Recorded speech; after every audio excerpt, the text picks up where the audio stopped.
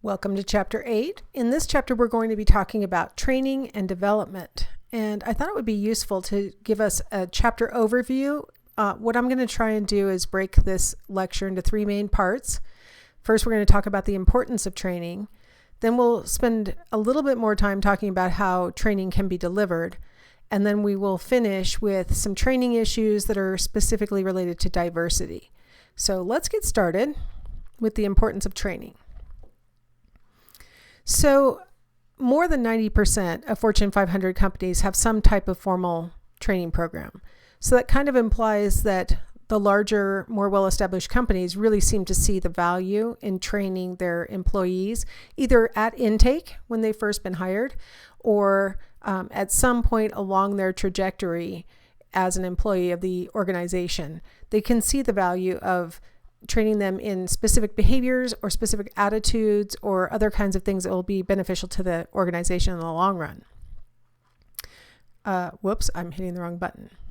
There we go. Training development. This number, $126 billion, is a couple of years old. I check it every year, and the most recent data I could find was from 2015. So I'm only going to have to assume that this number is larger now. But $126 billion annually on employee learning and development is spent by U.S. organizations. That's a lot of money.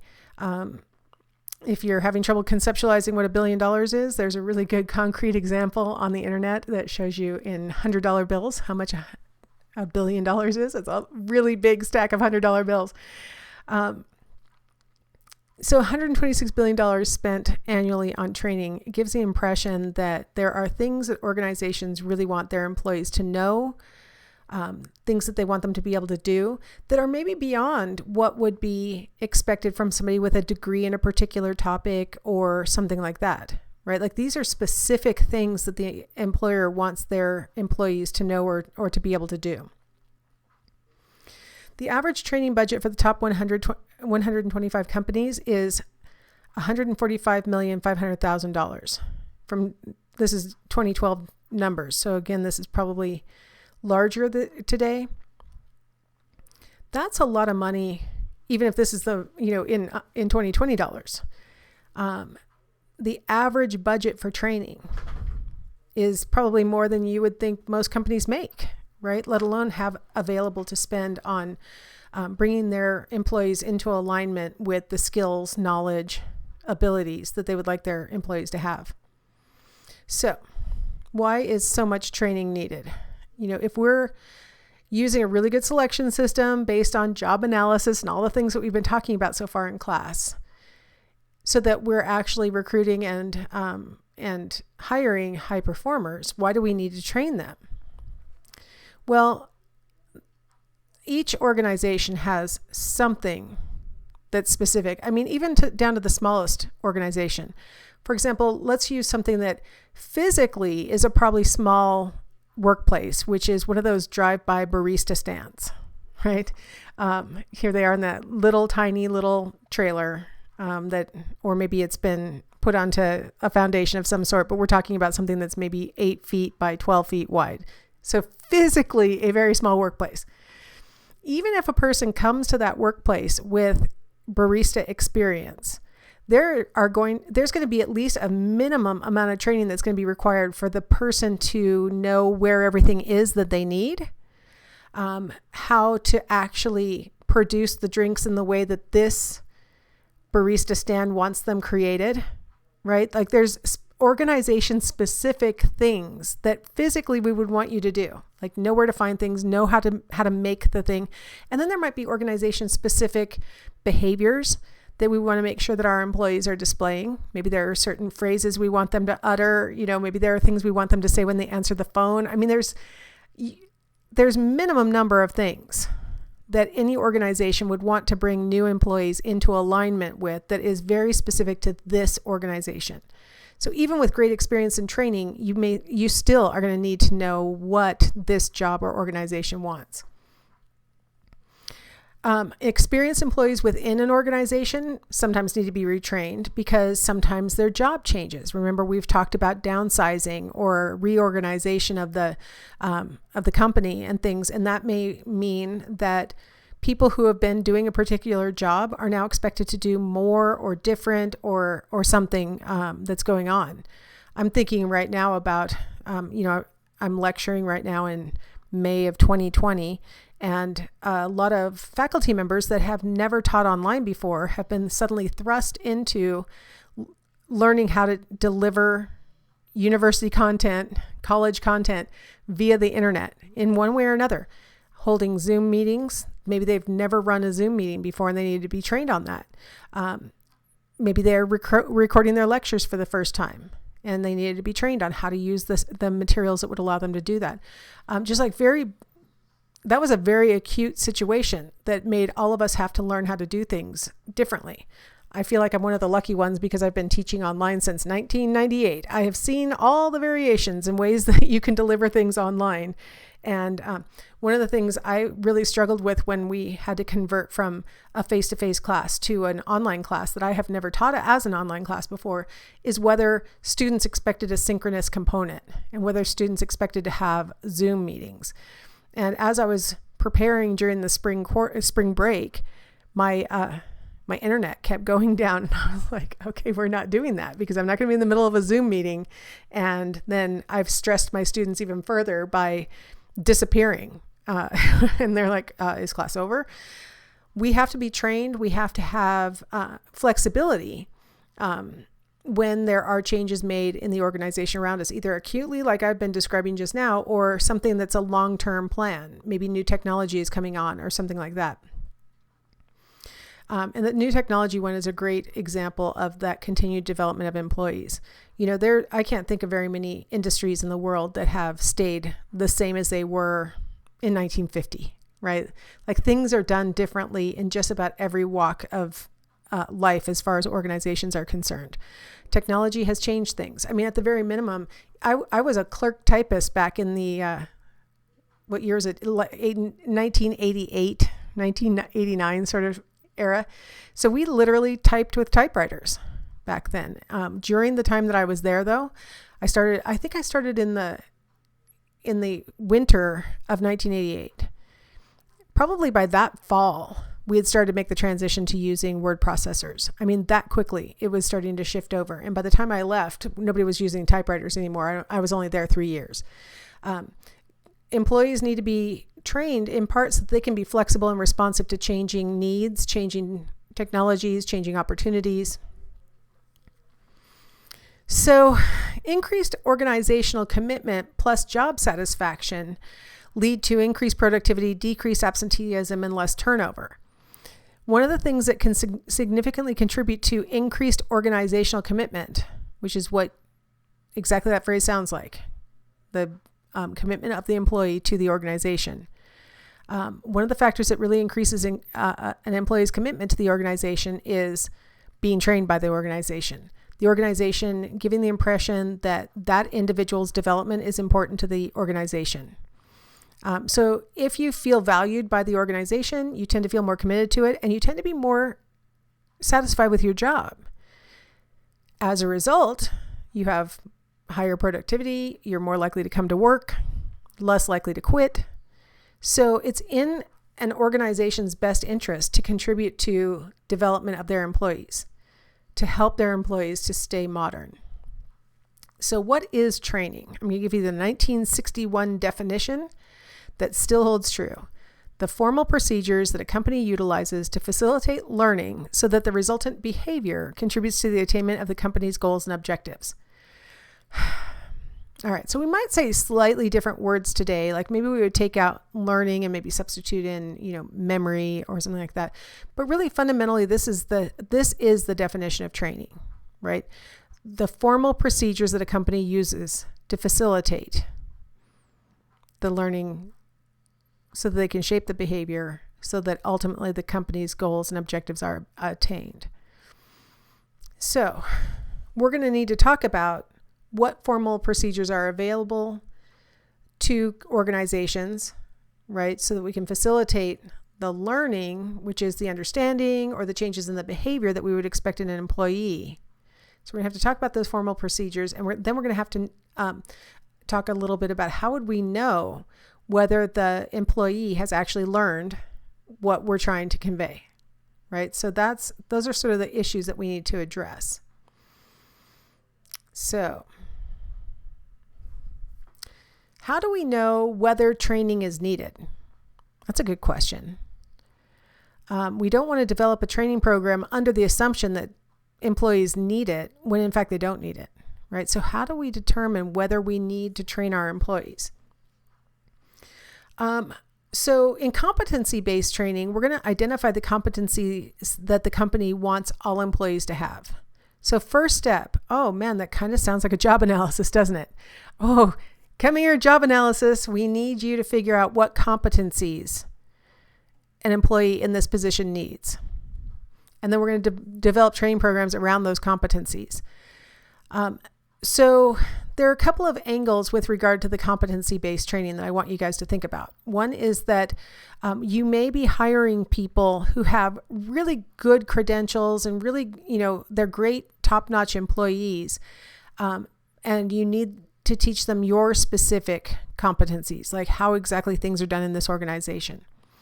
Or it's possible that you might say, you know what, we could save a lot of money if we could hire people who don't have these top-notch degrees and training programs under their belt, and we train them ourselves.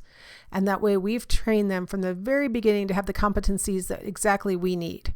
No extraneous ones, no contradictory ones, that we're going to have to convince them that our strategy is better, or at least this is the one we're doing here, right? Maybe we would be better off bringing in people from ground zero and teaching them about this field through the lens of our organization. I'm thinking right now about Boeing. Back in the early days of Boeing, they had a plant in Everett, and they were just starting the plant in Renton when they realized that really their employment pool in the area wasn't well trained in the kinds of things that they needed them to know how to do, the competencies that they needed. So Boeing actually developed Renton Technical College. Back then it was called something else. It was like the Boeing training program or something. It ultimately became Renton Technical College, but it started to fill the needs of Boeing. Like Boeing needed their employees to have certain skills. And so you would go through that training program, and then you would be eligible to move onto the line and actually start building the airplanes. But they saw the value in recruiting, good, reliable, conscientious employees, and then training them with the actual competencies, the skills that the employees needed. Now, there are 4 types of needs analysis that we can go through to determine whether a training program is needed. We can go through an analysis of the organization, right, to figure out if the organization has some gaps in its employees. Are there things that need to be done that aren't being done in the organization? We can look at tasks and see which tasks are not being performed correctly, or ones that are causing a lot of excess cost because we're having to maybe rebate our customers because our employees are making mistakes or something like that. We can analyze the person and see if this individual needs training. Maybe it's not that the entire class of people who are in this job specification need training. Maybe this person needs training. And then we might look at demographic needs. Like maybe on average, people from certain demographics are needing training that maybe people from other demographics aren't needing. A really easy one that comes to mind would be like based on age and maybe a need for computer training. I was just talking to somebody who said to me, I'm over 50 and I had to learn this new computer system, and I'm really worried that if I get furloughed from this job thanks to the shutdown, that I'll forget everything by the time I come back. And she was kind of making the case that a lot of employers kind of consider that if you're older and aren't really super familiar with this system, that it'll be problematic.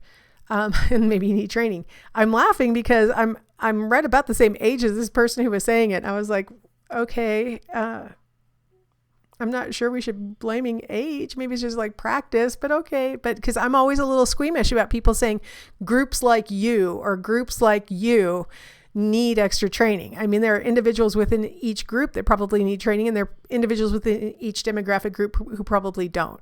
So I'm always a little squeamish about that last type of need analysis. Oh, you belong to this group, you automatically get extra training. Little squeamish. So, sorry, I forgot to mention that. So we're going to go into detail in my next little slide about each of these types of needs analysis one by one. So let's start with the organizational analysis. So in this type of analysis, we're going to determine the organization's short-term and long-term goals and compare them to the organization's accomplishments. Okay, now this can be tricky. Some organizations have not taken the trouble to really delineate either their short-term or their long-term goals. Like their general goal is to stay afloat and make money. I mean, like that might be their goal. So a lot of times that first step takes the organization a little bit of time as they're trying to figure exactly where are we trying to go? Where do we want to be in 5 years? Where do we want to be in 10 years? And see whether the things that are going on in their organization are actually facilitating their achievement of those goals. If there are unmet goals, if there are behaviors going on in the organization that are not going to ultimately help that organization make it to their goals, those are really good targets for training. So those are really good opportunities for the organization to bring their employees up to speed on what the goals are and what behaviors we need you to emit, and then give them the training so that they can start meeting those goals. Now, one of the things that has to go on in the organizational analysis is we really have to consider the organizational culture that might present obstacles to training. Like in some organizations, the time that is spent training an employee is viewed as sort of wasted time. Like they aren't out making us money, or they aren't out furthering our cause. They're sitting in a room being trained. And so if the organization looks at it like that, they're not going to see it as an important thing. And so they're not going to devote the resources it would take to figure out, what are our goals? How are we not meeting those goals? How could we train people to behave in ways that'll really help our organization to get where it wants to go? So a negative attitude could really undermine any efforts to train.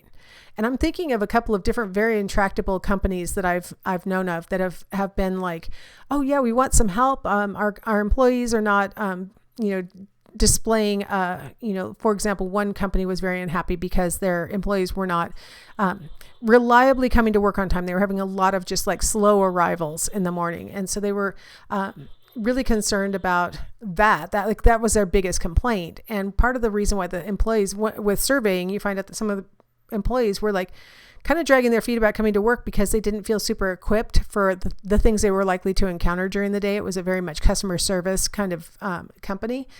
And so here you have employees who are not feeling well equipped to do the job that they've been hired to do. And then here you have a company that's saying, well, our only problem is that you aren't coming on time to deal with these problems, right? And the employee's like every day wanting even less to come and deal with these problems because they don't feel equipped. If they had proper training, maybe they would be coming on time and feel better equipped to deal with the problems. So organizational attitude, the culture towards training can really undermine the goals. And then also, sometimes if you have mixed, organizational goals versus employee goals, you can end up with a real problem also. Task analysis is where we examine the task requirements for successful conduct of each job. So of course, this is going to involve job analysis, right? We're going to have those SMEs tell us what kinds of what kinds of tasks are included in each job. Our job as IO psychologists would be to facilitate good selection so that the company or the organization is hiring the best possible employees, and then design a training program that would help to fill in any blanks in the new recruits. Right. So if we have a recruitment where we have a lot of really well qualified, they have all of our minimum requirements, they have all the training and the degrees or whatever we want, but there are certain tasks that are included in this job that there is no way that they've ever encountered in their previous training or education or anything like that. We're going to have to develop a training program around those tasks so that everybody's up to speed. And now we've got these great employees that have all the qualifications that we wanted. So we did a good selection. Then we trained them up with the tasks that we needed. And hopefully we're going to end up with a productive and committed workforce. Person analysis is how well all employees are carrying out job responsibilities and duties. Performance appraisal data is going to be really important in this person analysis, because what we're going to do is we're going to use that performance appraisal data to determine which employees are really needing some training to bring them up to speed. Employees can self-nominate in this process also. They could say, you know what, that's an area I feel really shaky about. I would like to take the training. It might be that you're going to administer some kind of test instead of just relying entirely on performance appraisal. You might say, you know what, everybody in this job type needs to take this test. Anybody who scores below whatever is going to take the additional training. Now, I really want to point out something. As students, you might be thinking about how do they get the training done, and are they going to take a cut in pay and things like that. One of the things that makes this important for companies to have the buy-in component to it is that they're going to be paying these employees during the training. So they're going to lose their potential productivity and be paying for them to be getting trained. So that's why selection is super important, right? We want to make sure that we have employees that otherwise are going to be excellent employees, and then train them up to have the tasks or the performance that we really want. Now, with this person analysis, I was thinking of an example where we had a lecturer who was getting really, really consistently horrible, not like kind of negative, but like horrible student evaluations. And the students were writing really long explanations of why they had given such poor scores to this lecturer and things. And, the search had been exhaustive, and it's really, the lecturer had all of the qualifications and really should have been an outstanding example. And so there was a lot of motivation to not let this person go, right? You don't just fire a lecturer who you've spent a lot of time recruiting and who has all the right qualifications. So that person analysis, right, that performance appraisal data, and we didn't just let the student comments go. We had 2 other peer evaluations where faculty went and observed the classroom and stuff, and they agreed with the student interpretations and stuff. So that person was asked to take some training, right? Like how to teach better. So when you have an investment in an employee and they're just lacking in a particular area, and I got to tell you what, after that training, that lecturer significantly improved. No more were they receiving these horrible student evaluations and things. So, getting some extra training can really mean the difference between a successful employee and a person who you let go when really they could have been really super committed to the organization and ultimately satisfied if only they had that last little piece. The demographic analysis, we're going to determine training needs based on demographic groups. So like I already mentioned, technological training maybe for older employees. There might be training for employees with disabilities on how to use the accommodations that have been provided. I apparently half deleted out the redesign statement that I was going to make there, where we may have redesigned certain areas of the workplace for an employee with a disability, and they might need to be trained in how to move through that space or how to use the materials that have been provided. Like I was saying on the last slide, though, we really want to make sure that it's not a discriminatory thing where if you belong to a group, we automatically offer you the training. But instead, it might be an opportunity that you can take if you need it, and you don't have to take if you feel competent, something like that. All right, let's talk a little bit about the learning context. So, the success of our training program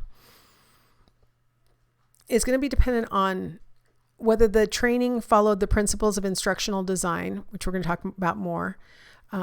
But in general, sort of a short introduction, all activities are developed and coordinated to support the trainees' learning processes. I don't know if you guys are familiar with how, K through 12 teachers will oftentimes talk about having to develop their lesson plans. You don't usually hear college professors talking about that, or trainers at a organization talking about lesson plans. But every person who's doing some kind of training, either at work or in school, needs to have developed activities that are all coordinated to ultimately support the trainees' learning processes. So the elements of that would be determining what are these trainees supposed to learn.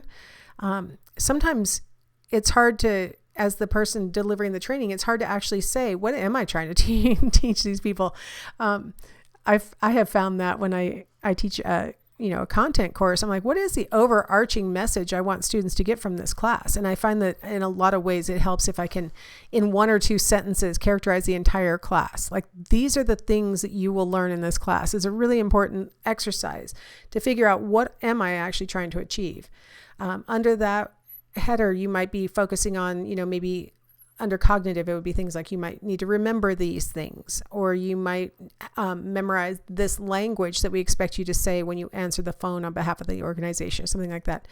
Psychomotor gets into things like, twisting these screws, or, pushing these buttons, or typing with this keyboard. It's anything that has to do with, motor skills. And then social elements that you might need to be trained in, like a social element might be learning the organizational structure. So if you have an issue, who's your person that you're supposed to go to? Who's your immediate supervisor or your immediate person to deal with? So those kinds of social things. Other social issues about like when it's okay to be chit-chatting with your neighbor and when it's not okay to be chit-chatting with your neighbor during the workday. Like these cultural things that are part of the organization. Those are all things that might need to be trained. Because you can't expect everybody just to know what the expectations are. And then another element of good instructional design is that at some point you're going to be evaluating learning, right? You've got to have some plan for evaluating learning. It could be quizzes. It could be, them answering questions in class. It could be a lot of different things, but you have to have some kind of planned evaluation. So those are the basic principles of instructional design. Then we've got issues pertaining to the characteristics of the trainee and the trainer.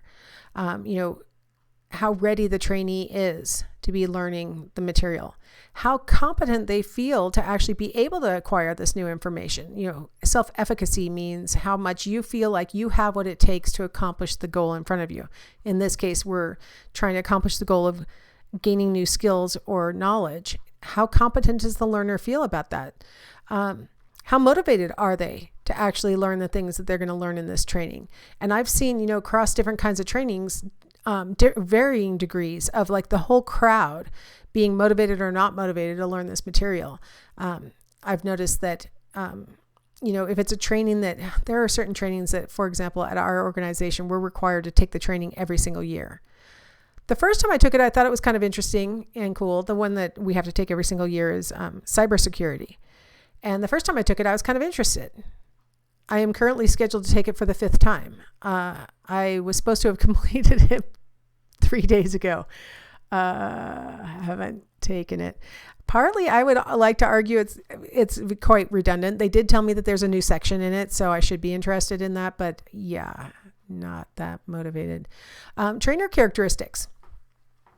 Did they outline specific objectives? Did they make clear what the specific objectives are?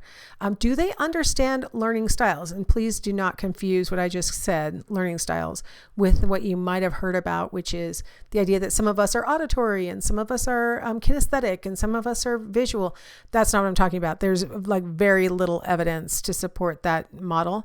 I'm talking about learning styles as far as like some people really need to integrate information, have personal examples that tie it together, and then they really can understand it. Other people are much more sort of linear and just need to sort of have the term and the definition, and then they'll understand. People have different ways of approaching the information. And so a person who's a good trainer will recognize that they need to present information in a variety of ways. Do they have good communication skills? I always feel really horrible when I'm lecturing and I stammer because it's like, I don't normally do this.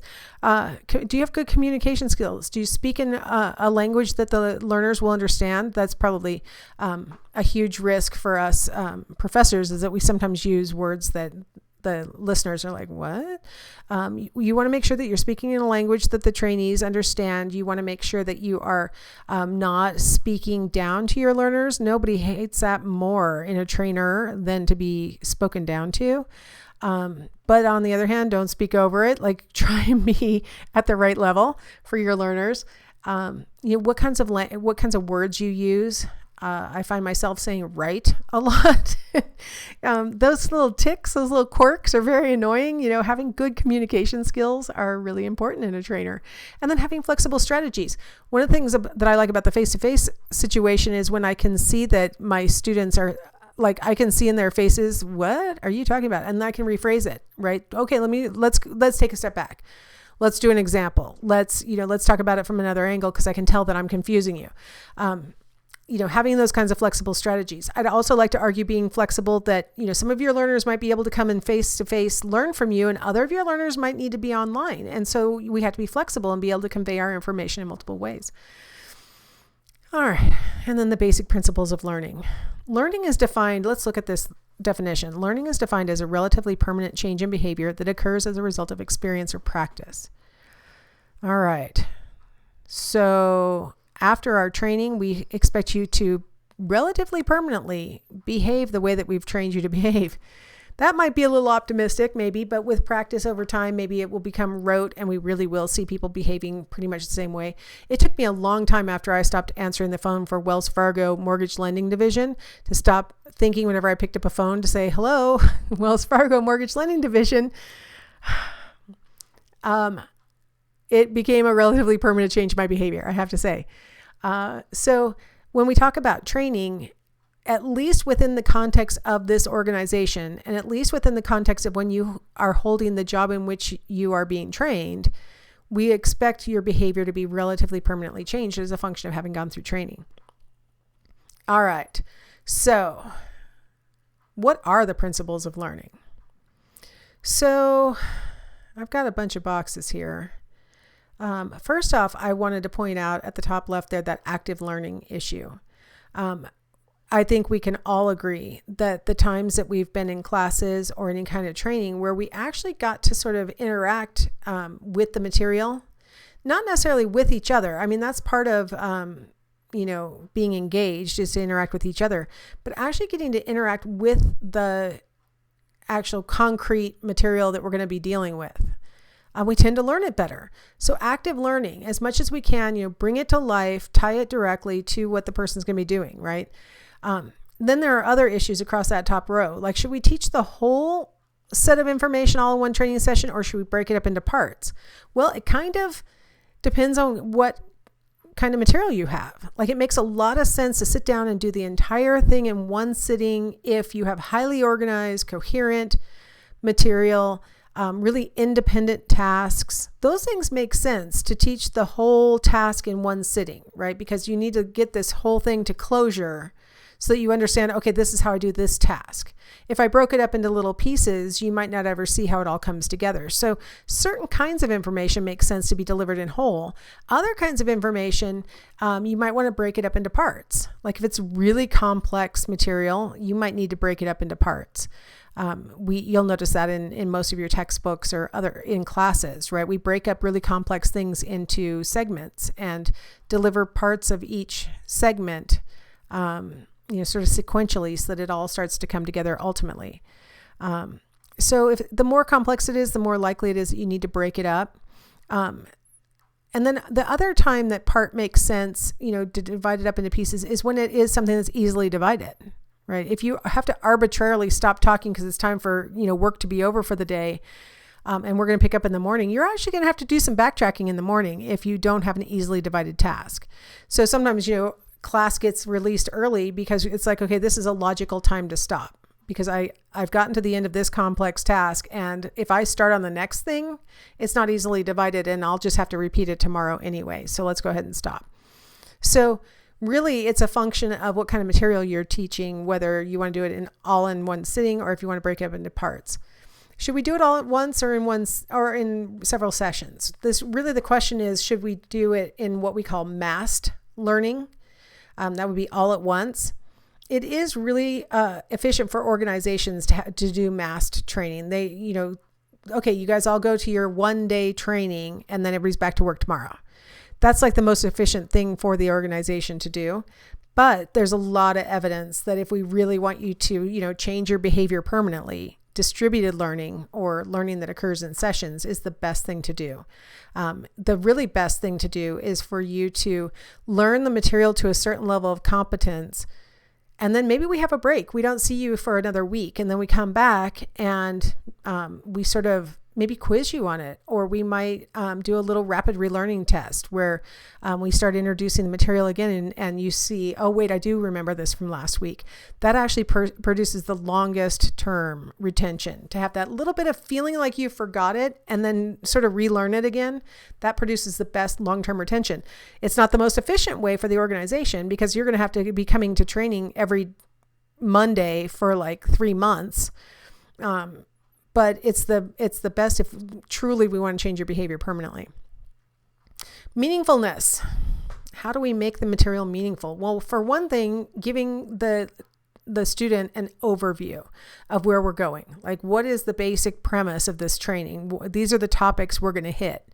One of the things that you can do as a student before listening to lectures or before reading the textbook is to look at the table of contents that has the more detailed subject headers that are going to occur in the textbook in that chapter, and literally go through and read it. So you sort of get this overview. Okay, what am I going to be learning? Right? So that you're not just surprised as information comes up, but instead you're already kind of prepared for it. As I mentioned earlier, giving job relevant examples is really important in training because if you talk very abstractly in a training, a lot of times employees are not going to make the leap from this abstract example to their concrete jobs. So if you really want to enhance the likelihood of them seeing the material as meaningful, you tie it to their job. And then sequencing the material in a logical way so that one idea flows into the next. It makes it easier for a listener to follow the theme, right? So you want to make sure it's sequenced logically.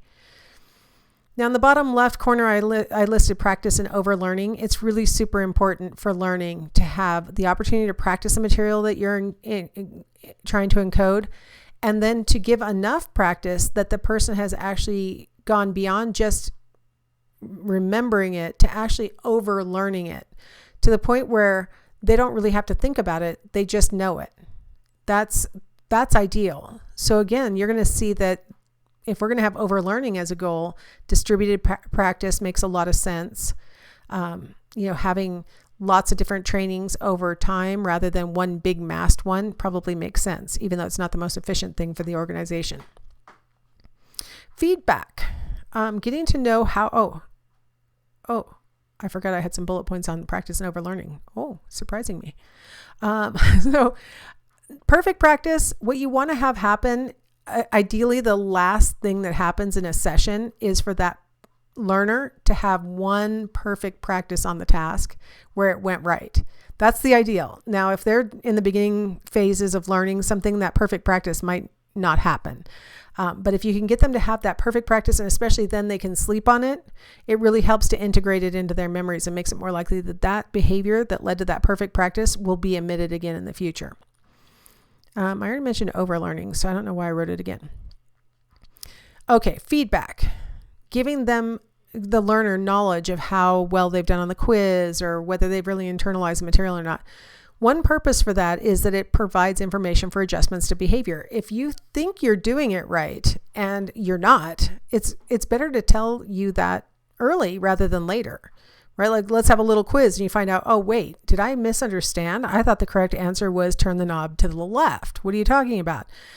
It allows a person to not get entrenched, overlearn their incorrect behavior so we can fix it earlier. So providing adjustments, getting feedback increases motivation to learn.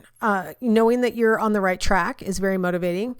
Finding out that maybe you've got one little misconception actually makes it more likely that you'll listen more closely to the rest of the training because you're like, how did I misunderstand that? This is very confusing. And so now I have to listen more closely. And it leads to goal setting for improving performance. A lot of times an employee who doesn't score perfectly will say, well, I'm going to score perfectly next time. Or I'm going to do better than I did this time, or something like that. So it oftentimes leads the learner to challenge themselves to do better. So some principles for delivering the feedback: the more immediate, the better. So right after the quiz has occurred, give immediate feedback. That's easier if you're delivering your training with the aid of some kind of computerized, quizzing system, because the quiz will be immediately scored and the feedback comes immediately. Next best would be, change papers with your neighbor and score each other so you can get immediate feedback like that. Worst case scenario is that the teacher takes it home, scores it, brings it back next week, right? Like that. That's not as good. You want as immediate of feedback as you possibly can have. You want to have frequent feedback, right? You want to have lots of opportunities for the learner to show what they're encoding and then give them feedback about the accuracy or the inaccuracy of their encoding, so that they can make adjustments. You want to give feedback that's positive and you want to give feedback that's negative. So you want to say, great job, you're really on track, but I do see that you have this error on number 6, or it looks like you're not understanding the procedures for storing a file. Something like that. So you want to have good and you want to have bad. That's probably, for me, that's probably the worst. When I have students write papers for me, I tend to focus on what needs to be fixed and I forget to mention, wow, this was really well written, or things like that. It needs to be delivered sensitively and clearly. I mean, an automated scored quiz on the computer is fine. It's going to tell you got 27 out of 28. That's fine. But if you're having to tell an employee that they've got a misunderstanding or something like that, you want to make sure that you're being very sensitive with that you don't give accidentally the impression that they're dumb or stubborn, or you don't want to accidentally give that kind of information. You want to give positive information that is making sure that you're correcting any errors while still taking their feelings into consideration, because you don't want to annoy them.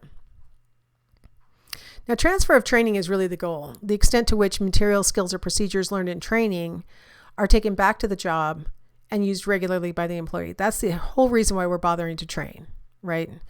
We want them to transfer this training back to their job.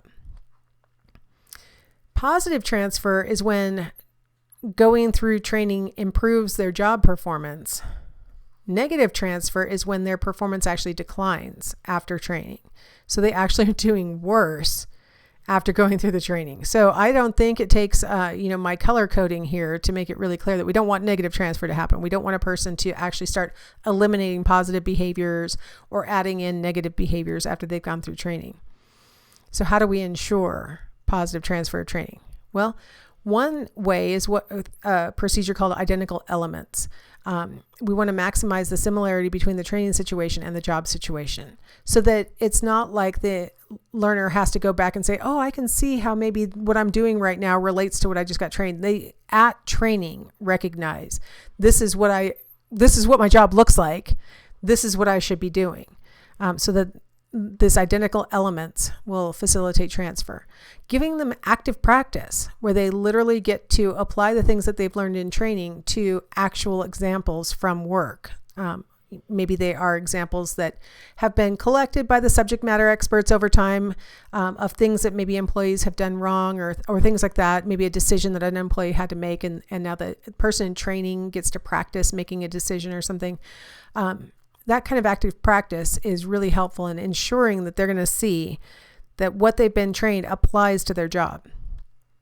Different contexts for practice. So if you're in the classroom, in your training room, whatever, at work, and all of this is making sense while you're in your training room at work and you're surrounded by just colleagues and no customers and, all that kind of thing, you may behave completely perfectly. All of your solutions to the problems are exactly what we would like to see. Everything's looking perfect. And then we put you back out onto the, front lines where you actually have to deal with customers, or you actually have to make, actual decisions about, what to buy or who to fire or other, you have to make actual decisions in the context.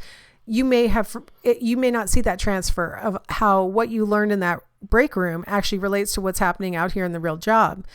So if we can get you to practice out in the real job scenario, like I'm back out on the showroom floor, maybe the store is closed, so we're here afterwards and we're practicing this stuff. Maybe we can have some experiences where we go out into the outside world. The more contexts, the better for actually encouraging transfer of training.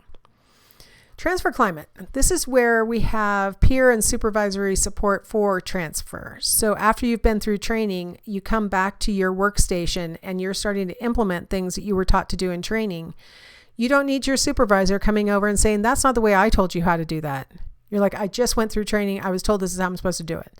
Right? We need a supervisor who's supportive of the things that we're trained. We need the peers to be supportive. Again, we don't need peers saying, I know that's what they told you in training, but that's not how we do it. You don't need people undermining the training. Ongoing collaboration among trainers, trainees, and managers, right? Like feedback, checking in with how well the things we taught you are actually working out in the real world. I've gone through a lot of online teaching training, and this is something that we do a lot where we collaborate and we share information. And, it's people who have been the trainers are now the trainees and vice versa. And the chairs of the department are the managers. It's like we all work together because we're trying to improve the situation for everybody, right? And then finally, everybody knows what the expectations are before they start the training. Like these are the things that we need to see changed. And so a lot of times, if you've ever had to take any kind of training, you'll see oftentimes these kinds of phrases that say, at the end of this training, you'll be able to, right? Or as a result of this training, you'll now know, or those kinds of phrases, because these are the expectations for what this training is going to do for you. And then on the job maintenance, we want to make sure that we're really encouraging employees to use what they learned in the training. Now, a meta-analysis by Bloom in 2010 showed that the transfer climate seemed to be, I had a little animation in case you saw the transfer climate, seemed to be one of the most important factors in determining the success of the training. Other factors that seemed really closely associated with transfer of training was the trainees' level of conscientiousness. The more conscientious the employee naturally is, the more likely they are to internalize the training and apply it at work. Cognitive ability, on average, people who are above average in intelligence tend to do a better job of seeing the relationship between training and actual real world. And then if the person got to voluntarily participate, did they get to say, I need that training? Or they could have said, no, thank you. The fact that it was voluntary makes it more likely that they'll buy into the training and transfer what they've learned to the actual climate. So that's enough on that. So in my next segment, we're going to talk about training delivery, the different ways that we could go about giving trainings.